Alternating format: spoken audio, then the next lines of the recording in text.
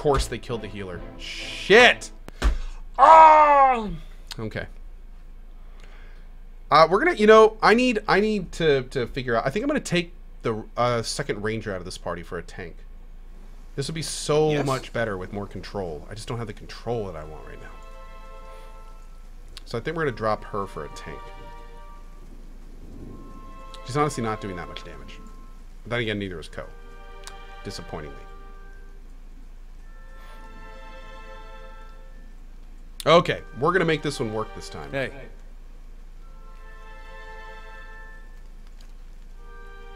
Oh, must be used in combat. I'm here. Oh, okay. Well, so much for prepping. Let's try sneaking up around here.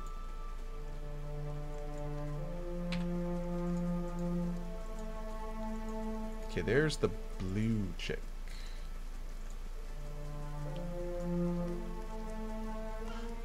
Save. Here we go. Yeah!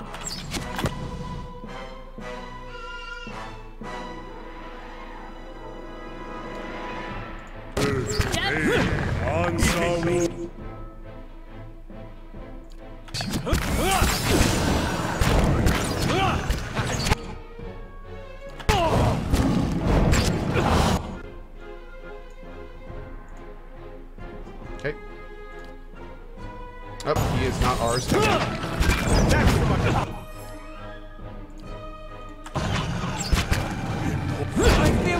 Wow, he just got destroyed in one round. Just destroyed. It's the angry one. Oh my god. I watched him go from three things to 0 instantly. Whew.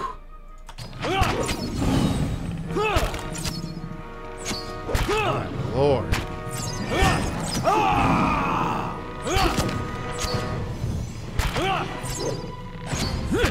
Stand still. Okay. Finally, though, right? That wasn't even like a hard fight. Good God. That was just a normal fight for this area. Yes. That was brutal. Got a lot of experience from it, though.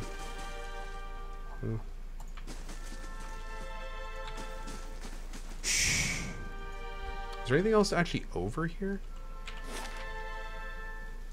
I don't think so. Alright, see what else is down here.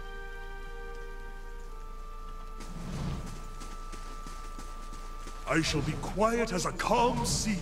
Let's go ahead and rest. Which is not very quiet. Yeah.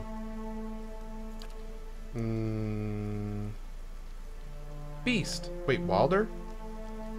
Are these things Wilders or beasts?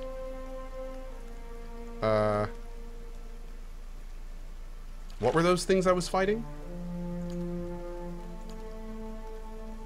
This. They're primordials. Oh. Okay, well I guess the beast stuff would work against the lions and stuff at least, right?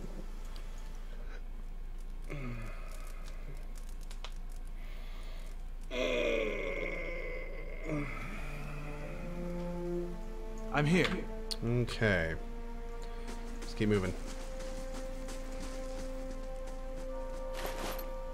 Ooh. Good stuff there. Is this a road? Doesn't really look like a road, does it? Looks like a path.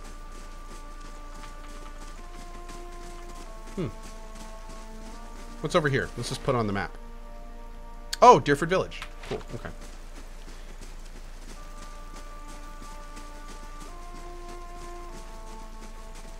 Booge Sir, glad you are, man. Awesome. Yeah, really glad you guys are enjoying this playthrough, because I'm as long as you guys want to keep watching, I'm going to take my time and just keep playing. Expect to see a lot of this week.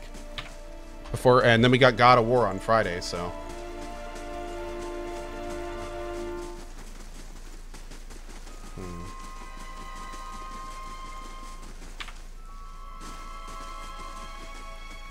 Theory of Chaos. I saw that, buddy. Yeah.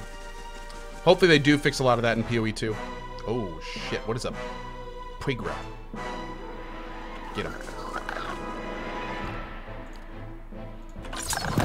That's not right.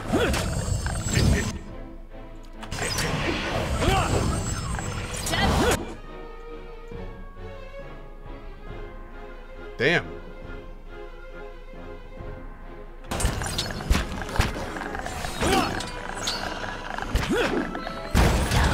What is this stuff? Infestation of maggots. 10 damage by percentage of endurance lost over 20 seconds? What?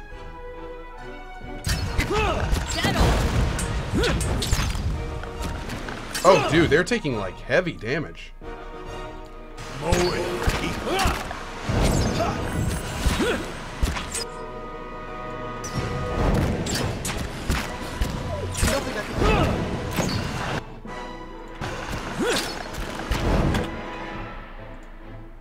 Following your lead.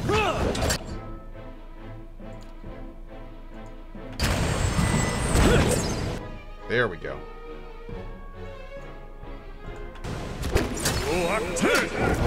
Good shot.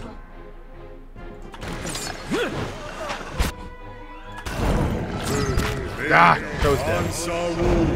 That's fine. That was weird. I didn't think that was going to be the case. My whole party was out of whack there.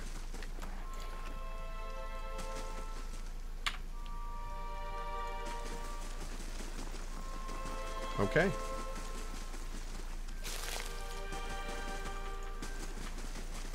What is going on here?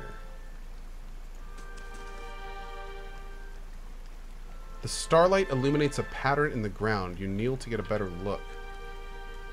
The stone here has been carved with a few simple shapes. A small circular indentation marks the center, and a much larger circle surrounds it. You see it appears to be writing above the two circles. Look at the circular indentation.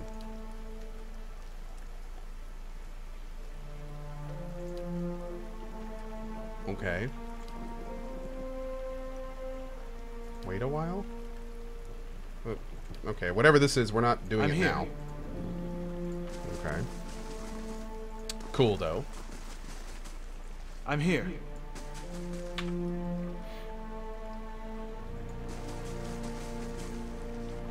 Yeah, Theory of Chaos. Yeah, for sure. Oh, check and see what level those creatures were in your bestiary? Well, I think they don't all... I think they have different... they don't have the same levels, but he's only level 6. Yeah. Oh, God. This guy was level 9? Oh, wow. No wonder he was tougher to kill. What about the lions? Oh, yeah, dude. The Elder Lions are level 9. They're 3 levels higher than we are. Shit. No wonder we were having trouble with them. I'm here.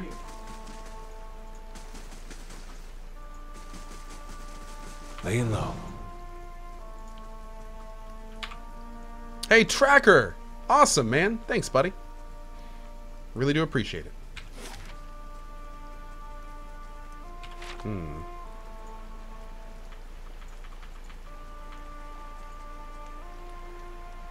Oh. Chewing on a piece of uncooked meat, a small Orlan dressed in tattered leathers offers a mumbled greeting and waves his hand. Despite his pleasant smile, the upper right portion of his face is in a sorry state. An eye patch stitched with a stylized eyeball wrapped around his head and his ear in a mangled remnant that twitches and spasms while the other ear perks up as you approach. Next to him is the splayed carcass of a deer that appears ripped open by a bear or wolf. Still fresh. If this is your deer, you need a new game warden. Name's Haravius. Hungry? I can't eat all this. First catch of the day, help yourself. Taking a step back, he spreads his arms wide, presenting the carcass to you. What killed the deer? One ornery Stelgar. Though looking at the deer's insides, it had a malformed but delicious heart, and would have been dead within the year regardless. Oh. Galloway chose a fitting end for this fine animal. Pardon me, I shouldn't pray with my mouth full. What brings you here? Other than the delicious venison, new trees to document, new animals to sketch, new sights to be seen. I've learned as much as I can from the druids of my circle. I'd rather wander and learn than take root and stagnate. So if you're traveling to Deerwood and need another set of hands, I'd welcome the safety of a group. Go on. What can you offer in return? I'm trained by the celebrants of Hawk and Ivy of the Fisher Crane tribe. I know more than my share of nature magic, and, well, I don't shy away from a good fight. I Continue. have business with the druids that live near Twin Elms. So long as we find ourselves there eventually, I'm happy to follow along. Come on in. Splendid! It'll be an honor to run with the pack for a change.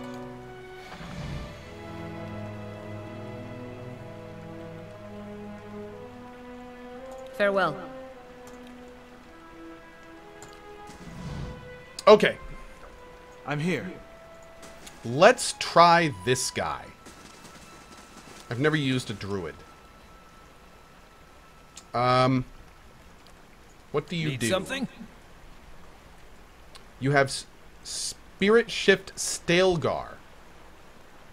Okay, it lasts for 18 seconds. And then you've got some druid spells. Cool. Shock damage, Nature's Mark. Sunbeam, there's Sunbeam.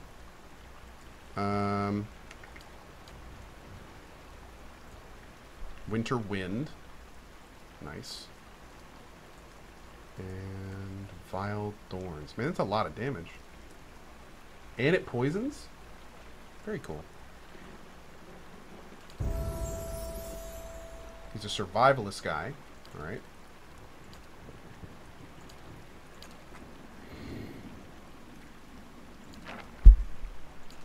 Wild Strike Burn. The druid's knowledge of the force of nature allows him and her to automatically inflict additional burn damage when spirit shifted. Okay, that sounds awesome. Okay, that sounds awesome. Freeze and shock. Okay, so those are like... Great. Let's do... Freeze first? Are any of these much better than the others, guys? Or... Is it just like they're all good and you want them all eventually? It doesn't really matter what order. Shock is really good. Corrode and Shock. It looks like a lot of people are saying Corrode and Shock. Okay. I'm seeing a lot of people saying Corrode, so we'll start with that. Thank you. Alright, more survival. Oh, and new skills. Great. More survival. Greater Wild Strike Corrode. Great. More survival. More spells. More survival.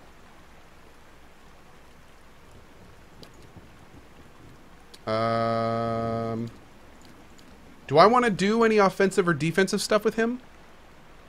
Always get 1 athletics for class heal. That's a good idea. That's a really good idea. Thank you.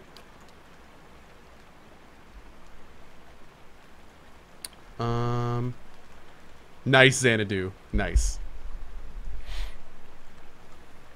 Scion of the Storm.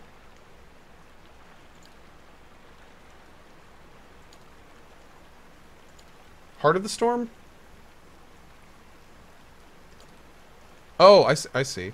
Oh, wait. Now, if I got Spirit of Decay, if I get plus 20 corrode damage, will that synergize with my... Will that synergize with my, my thing there?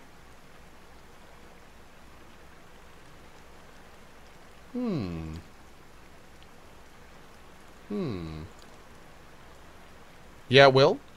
Oh, cool. Let's get that. Cool. Great. Thanks, guys. And now, hopefully, as I'm leveling them up, this lasts longer, right? It only lasts 18 seconds? Really? That's it? It seems kind of low.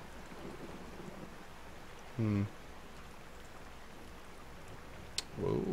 Some big AoEs. Nice. Man, like, all of his stuff is pretty decent.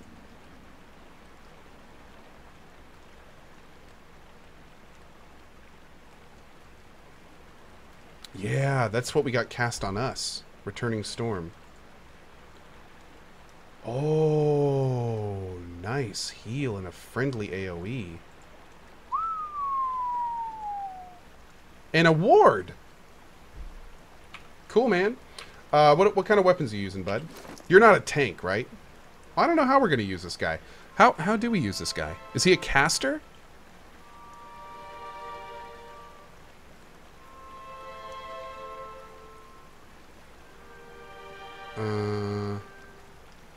Huh. They have melee damage. It's like a battle mage. Oh.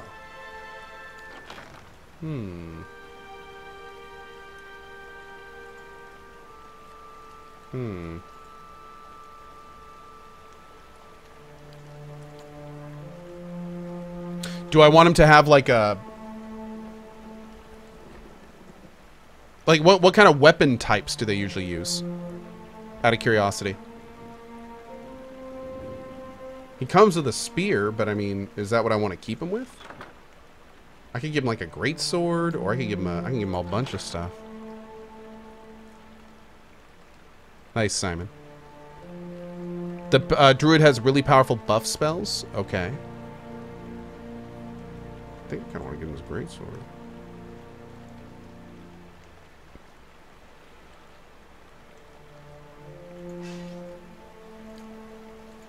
Boop. Oh, use a bow on yours, Michael Foxy? Okay. Well, we'll do some testing with him. We got a lot to learn with this guy anyway, so we got a lot to learn.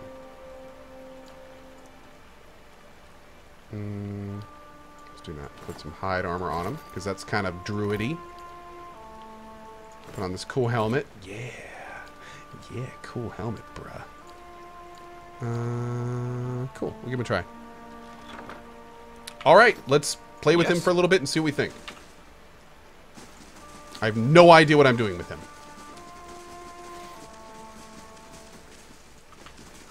I shall be discreet. Oh. Oh, that's it. Oh, is this the whole area? Oh, shit. Okay. I guess that's it.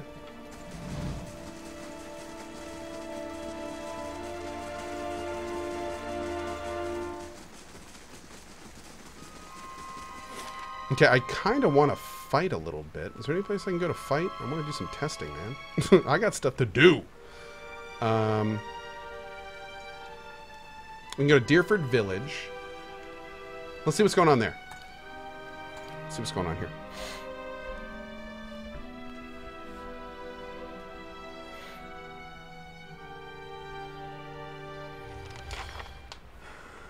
Well, whatever happens, at least we're out of that mud hole, Gilded Vale. I grew up in Gilded Vale. Quaint. That's what I meant to call it. No, you had it right. Banter! I love it.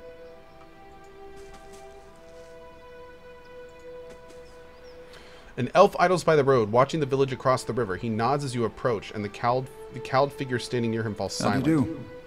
Greetings. Blazes, you've just come from the village, have you? How bad was it? How bad was what? Haven't you heard there's a murderer on the loose, said to have gone mad with grief and strangled a dozen healthy children when her own was hollowborn. We've come all the way from Defiance Bay to bring her to justice. Whoa. She's here?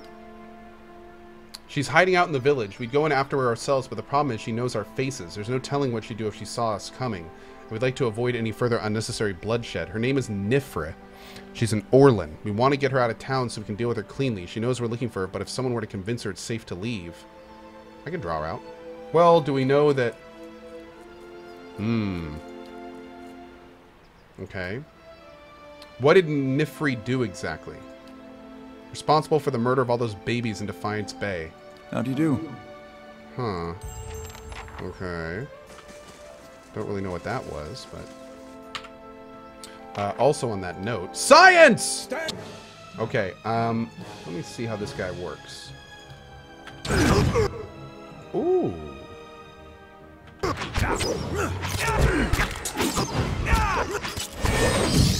Okay, he's getting his ass beat, but also kicking ass.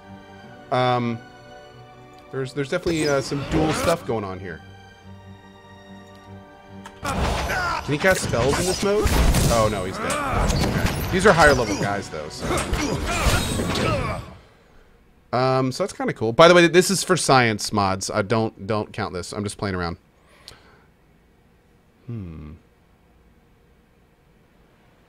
Need something? I'm here. Stand to...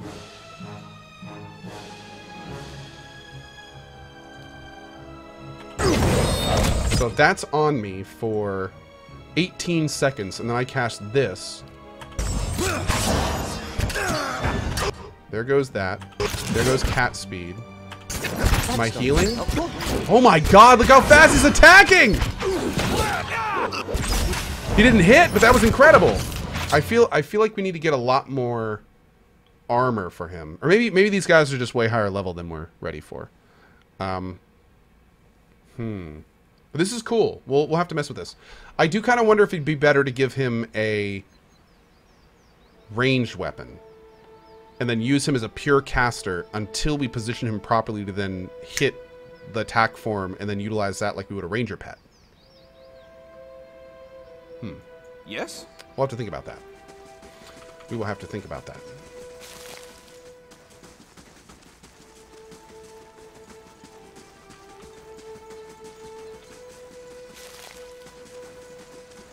Whoa, bunch of peoples. What's up here? Oh, nothing. Okay. That works.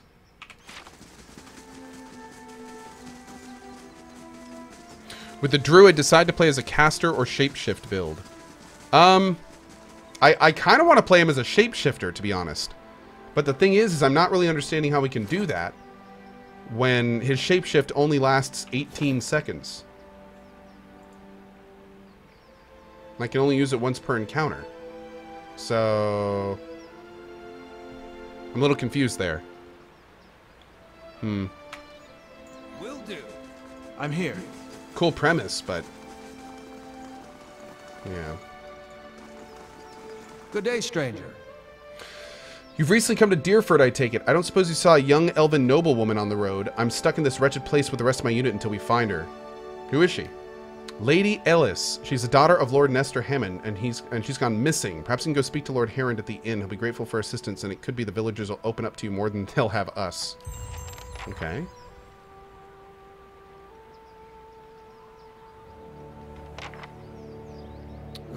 You want to cast Storm and then run as a cat? Okay, okay.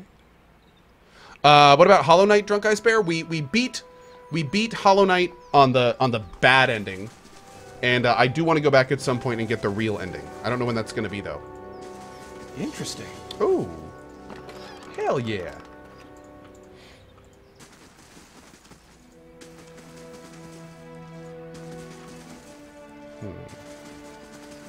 Shh. Little tiny baby piglets. What about this way? Is anything out the south? Nope.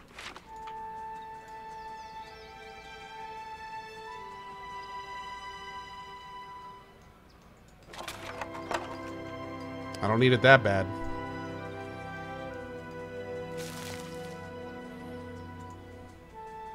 Man, everything's stealing here. Alright, let's try the east side. East side. Ah, Deerford Crossing. Okay. Maybe we'll pop over there and, oh. The woman looks briefly through you as if she doesn't know you're there. This middle-aged peasant woman is dressed in brown leather cloth draped down to her knees. Her hands are working at separating stringy, colorless vegetables in a pile before her, stripping the heads off the long, fibrous stems with a paring knife. She discards the stems one by one, placing the heads of the vegetables into small, cradle-like baskets in front of her. She doesn't greet you as you approach. You're not sure she even knows you're there. Excuse me? The woman still doesn't respond. She keeps stripping the heads from the vegetables with a steady rhythm. She may be deaf. There's no indication she heard you. Study her. At first glance, she seems nothing more than a middle-aged woman, unremarkable, maybe less stern than most, who seems more focused on weaving in her lap than her surroundings. Yet, you suddenly notice she's not stripping the vegetables before her any longer. She's weaving, and the vegetable pots are now missing. She still pays you no mind, her brown locks torn and snagged from the lack of washing. Like many of the townsfolk you've seen, there's a strange blur to her. Even the motions of her hands seem to be playing with threads that lack color and a shape that lacks interest. It may be that she is half-minded or deaf, but something feels wrong. As you watch, her knitting takes on an odd cadence, and you have a terrible suspicion that something lurks beneath what your eyes are showing you. Focus on her. Her brown hair is long, almost impossible to the length of her hands, and you follow the streams of her locks downward. The hair becomes long and black, splitting off into threads of black and silver and wrapping around her hands. What is going on? She's forming a soul cradle with the threads, braiding a net in front of you, each finger long and sharp like a series of knitting needles, almost hypnotic. The silver and black strands of her hair weave together, with silver predominating as a highlight, the black shadowing it. And suddenly you are calm. You are on a plateau almost the height of a tower, several stories high. The plateau is like a table lying beneath the clear sky, and beneath the plateau, surrounding it in all directions, a forest hazy with mist, although whether it is actual mist or distance or recollection. Resting in the curve of a natural arch above you is a great copper bell, half again the size of a man, hanging at attention, as if looking down on you and the events unfolding before you. The plateau is soaked in the sun, and the rock beneath you is rough and warm. The sky forms a cradle around you. You feel different, not disembodied, but you feel your body, your physical contours have changed along with the surroundings. And you hear a soft series of chimes, like wind chimes. At the sound, the scene gains color and texture, as if the sound is beckoning you gently forth, filling your senses and thoughts like mist roiling softly into a sealed chamber. And focus on the chimes. The chimes coax you deeper into the memory, and you're certain it's a memory, a warm one. You are on the stone of the plateau, your knees on the warm texture of ground, silver white, shimmering like Adra. The plateau is formed of it, glistening in the sun. You can feel the heat on your skin, your wrist, your hands, and your hands are in motion. Weaving, not thread, but gathering, tenderly moving along the first movements of Bareth's wheel. Your hands are wet. Your hands are upon the flesh of a newborn child, and you can feel the crowning of a tiny head turning in your grip, its head slick wet from the womb. The hands you are wearing, inhabiting, have done this many times, and they are practiced and confident. You can feel distant pains in your own head as the head emerges, a stream of fluid from the womb helping the newborn slide forth, and a woman's labored breathing crying out. As your hands move, you hear the sound of chimes clear, cutting through the haze of memory. You cannot see where they are coming from, but they are close, and they are meant as a comfort, and that you are certain. And coaxed by your hands, every movement causing the chimes to sound again. Almost eagerly, the child comes forth. As it does, your hands are in motion, weaving, moving along the length of a soft, wet rope. No, an umbilical cord from the length of the naked woman before you. You are holding a small child still wet from the womb before you. Oh my God. The child cries out, its cry full of life, full of soul. The ringing of chimes echoing in its thoughts, filling it with its welcome. The soul is blurred at the edges, as if you are viewing a soul from within a soul. But it is there. It is alive. The woman before you is weeping, and at her first cry, her hands reach out for it. Surrender the child. You surrender the child to her, and something you have done many times before, and as your hands move, the chimes echo the movements, and you realize the chimes are hanging from the cords on your wrists.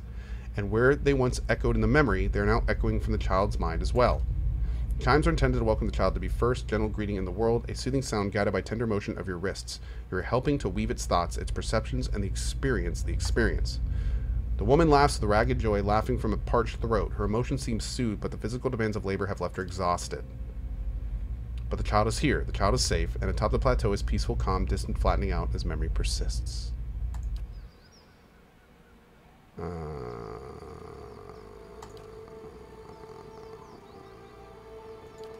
Okay. My lord. What you first saw of her was a mental glamour of some sort, unconscious, and you realize what you see is not what the world sees, and you are perhaps the first to see her true self. Still, you don't sense a threat in the realization. If anything, you feel a sense of relief. Can I read that again? No. That was really overwritten, to be honest. The writing's great in this game, but that was long and arduous and could have been a lot shorter. Still. You don't sense a threat in the realization. If anything, you feel a sense of relief from the figure. You can hear her thoughts, and she is glad to at last be seen. What did you do to me? I am seen, but the eyes of others do not remember. You were the first to see me as I am, the call stripped aside. Here we go. There's a light touch in your mind, a caress, and her left hand mirrors the motion of the touch, reaching up to the air between you. You hear the chime on her wrist sound softly, and her hand moves as if pantomiming, resting on your cheek at a distance, and she speaks softly and slowly. Your memories. Cadence of wheels on a caravan track. Fever. Questions by running water. Violence in a night's campfire, arrows in the dark, and fleeing. Falling rock and cracking stone, and a storm. The storm. The storm that brushed you. Did its screaming wake you from your mind's cradle? Your memory of it is painful. Its cry is difficult to ignore. It's like a child. Many children crying out. I encountered a bivouac, yes, and it did something to me. Her hand withdraws shyly, the chime sounding softly once again. The woman stands uncertainly. Gary's like pushing my microphone away. You notice her cheekbones are tight, her face gaunt, yet while her stance is weak, she seems determined to stand before you. Dude, I need my microphone. You're killing me, bro. Oh my god, this cat. You are able to see me. It is almost a question. You suddenly realize she doesn't seem to know what you saw when you looked at her. The image on the plateau, yet the image was so clear, so sharp, you're surprised she didn't feel you there. To see me is a rare gift. A watcher's gift. I've never been able to do that with a living person except with you. So many questions, thoughts, whirling like storm winds. That storm still roars through you, deep beneath your thoughts, yet muted and secret, like an underground river. You cannot tell if it is carving new channels, or eroding what keeps your true strength buried. The fact that you could hear it at all, survive it, is something few have ever done. Your power will grow stronger with each soul you touch, as it allowed you to reach out to mine. There is a silence, and although it seems to last for but a heartbeat, in your thoughts it stretches out between the two of you, like a pull between your minds. You blink, take a breath, and then you realize she wants to ask you a question, yet can't form the words, as if assembling them is painful, or there simply are not enough pieces. Assemble the thought. Do you wish to travel with me? You feel a wave of fear, gusted with a strength of relief, although oddly her expression does not change. Then the fear dissipates, and you feel strength and certainty, as if the plateau from her memory lies beneath you and a calm sky looks down upon you. She's a cipher. I kind of like my party right now. So I'm not gonna bring her right now. But cool, a new party member. Okay, great. I may have to figure out how to bring her along at some point.